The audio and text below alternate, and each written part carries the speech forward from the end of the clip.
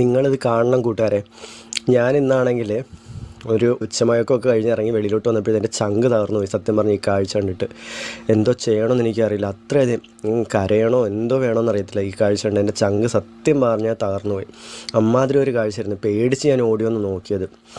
ഓടി വന്ന് നോക്കിയപ്പോഴത്തേക്ക് എന്തോ ഒരു പന്തികേട്. അങ്ങനെ ഞാനിങ്ങനെ ചുമ്മാ അതൊന്ന് പേര് വിളിച്ചേ. അപ്പോൾ ഉള്ള കാഴ്ച ഇപ്പം കാണാം. ഓക്കെ,